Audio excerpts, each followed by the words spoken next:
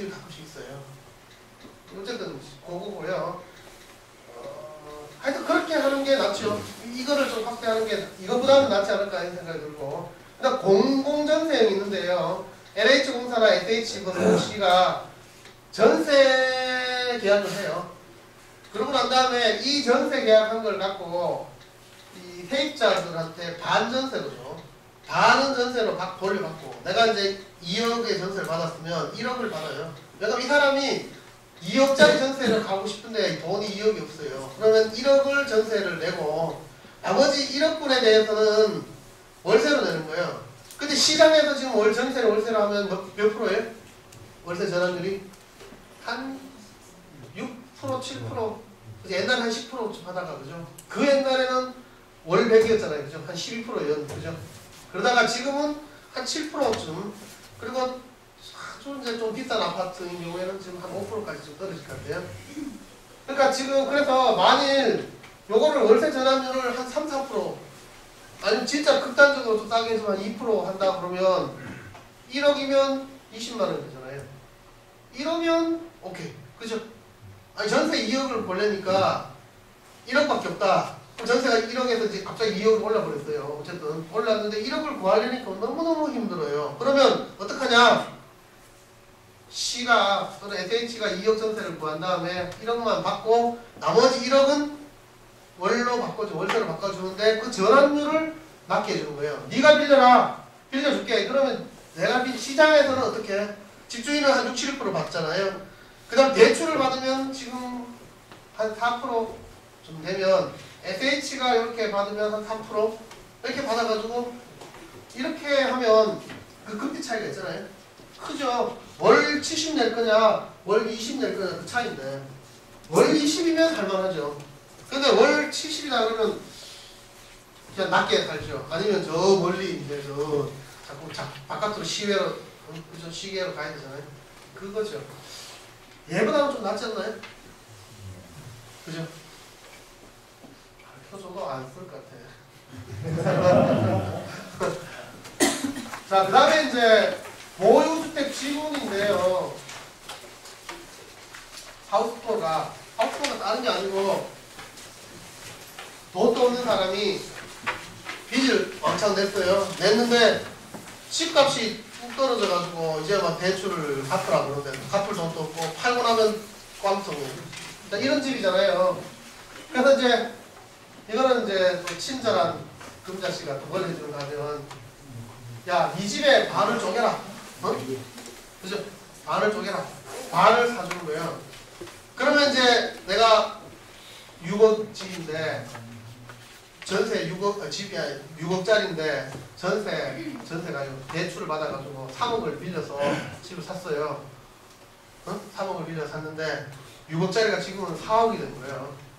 그래서 3억을 갚고 나면 난 달랑 1억 남아가지고 이제는 뭐 전세도 못 가. 그죠? 근데 3억가 있는 게 아니라 뭐 다른 대출 이렇게 합하니까 벌써 4억이 넘었어. 대출이. 그럼 난 꽝이에요. 빈털털이야. 나갈 수 오도 가도 못하는 거예요. 거기다가 못 갚아서 연체가 탁 물려있는 겁니다. 그거 이제 미치는 거잖아요.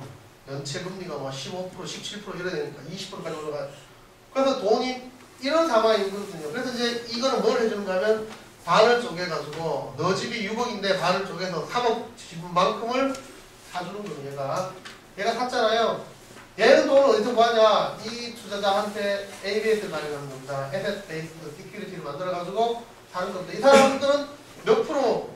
한 6%쯤은 먹어야죠. 어? 그죠? 6%좀 먹는 거예요. 이 6% 가면 얘도 6%는 부담을 해야 되는 거죠. 이렇게. 얘가 6% 부담을 해서 이렇게 벌리는 겁니다. 자, 그러고는 얘는 그 돈을 받아가 이쪽으로 넘겨주면 되죠. 대출을 갚으면 되는 건데 얼핏 보면 계산상 참 괜찮아요. 그러니까 내가 지금 연체로 물려가지고 20% 하고 있는데 그나마 반을 쪼갰어요. 그래서 3억 4 아까 3억 빌렸잖아요. 3억 빌렸는데 반을 쪼개가지고 3억을 갚아보면 끝인데 그죠? 근데 만약 그렇게 아니고 3억을 다 빌려주고 2억 빌렸다. 그럼 1억은 이제 나머지 갖고 있고 나머지 이제 2억 분은 갚아버렸잖아요. 문제는 이게 약간 복잡한 게 있어요. 집값은 어떻게 할 거냐? 자, 집을 이제 집값이라는 게 합해가지고 얼마지 반 쪼개가 얼마 이런 건 없잖아요. 그쵸? 반 쪼개서 얼마냐 이거를 이제 참 계산하기가 참 어려운 거예요. 그러니까 집이 이렇게 떨어지고 있는 집이잖아요. 이런 집은 떨어지고 있는 집을 어느 순간이냐, 옛날에 내 살 때 이러면 욕심이 과한 거고, 지금 떨어져 있는 거 저 밑에 거 사면 나는 억울한 거, 털고 남는 게 없고, 그 적당한 집인데 이게 뭐냐, 거래가 많으면 되는데 요즘처럼 거래 없을 때는 집값 결정이 참 어려운 거예요. 감정가 하기는 너무 억울하잖아요. 그러니까 이걸 갖고 이제 싸우는 거죠. 이게 좀 해서 결정하기가 상당히 좀 어렵다. 그렇죠? 그 다음에 이제 이게 놓고 보면요, 인바이트죠. 요거 금융기관. 여기는 하우프한테 이 사람이 이렇게 될 동안 지는 돈을 왕창 빌려주고 이자 꼬박꼬박 받아먹고 연체 물려가지고 했잖아요. 지는 책임이 하나도 없냐? 자기도 책임을 좀 져야 되거든요. 그렇잖아요? 근데 얘는 책임 하나도 안 져. 얘가 다 동태에 쓰는 겁니다. 그래서 야, 니는 뭐 하냐? 아무 책임도 안 지고. 그죠? 이건 좀 심한 거거든요. 얘는 자기 집을 반을 쪼개가지고 이 빚을 다 갖고 이 부담을 여기서 다 하는데 얘는 한 푼도 손실을 하나도 안 입는 거예요. 나머지 빚 반 갚고 나머지 반 남은 거 다음에 갚아라 이런 거 또 꼬박꼬박 있거든요. 이게 좀 심하다. 그 다음에 이 사람이 이익은 뭐냐, 만일 연체가 물려있으면 20%대를 지금 반을 싸게 벌리고 나머지를 싸게 낮추는 요것만 이익인 거예요. 근데 아직 연체까지 가지 않았으면 이 사람한테 6%를 내 이상을 보장해줘야 되잖아요.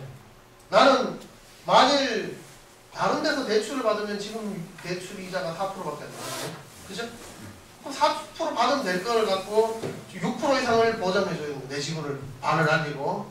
그리고 나중에 이제 페이백, 그러니까 다시 세일스백 할 수 있도록 돼 있는데 이렇게 빚 갚고 하면서 많이 다시 돌려봐서 살 수 있을까? 이거를. 그럼 결국 지금 반을 쪼개버리는 건데 그러면서 금리가 너무 높다.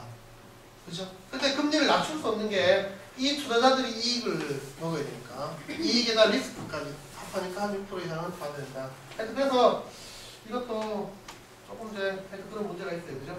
어떻게 매입할 거냐 하는 거 있고, 매입할 때 이게 이제 다른 건 없는데 사실은 이게 부실 채권이잖아요. 부실 채권에 집을 반 쪼개가 다는 거거든요. 이게 미국이 사실 그거잖아요. 그죠? 미국이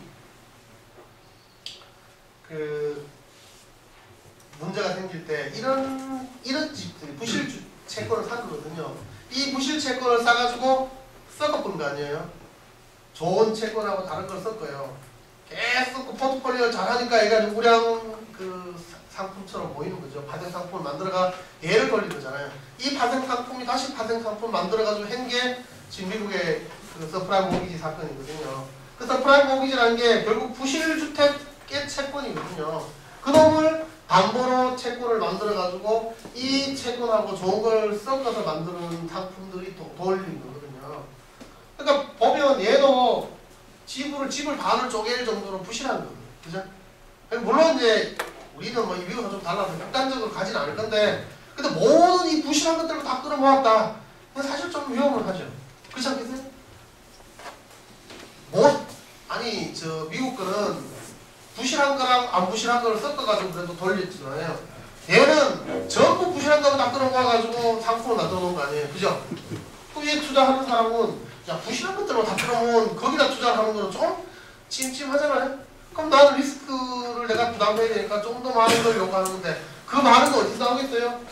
집주인이 여기서 나오거든요. 내가 다 부담을 해야 되는 거예요. 월세로. 그죠? 그러니까 그런 하여튼 좀 독특한 거예요. 그래서 지금 이제 하여튼 이런 문제가 있으니까 실행 당하는 뭔가 하면 제가 봐도 좀 이상한가 봐. 너무 좀 심한 것 같아. 그래가지고 지금 하고 있는 거는 1단계하고 2단계로 나눠가 하자. 그래가지고 1단계에서 이게 문제가 뭔가 하면 아까 얘기한 것처럼 금융기관은 책임을 하나 안 지거든요. 야, 너 뭘 했냐 은행은. 아니 사람들 신용이나 부동산에 대해 예측도 안 하고 그냥 벌로 다 나눠주고 난 다음에 이제 집값이 떨어지고 나니까 네가 다 불리라. 이건 너무 무책임한 거 아니냐 이런 비판이 좀 있으니까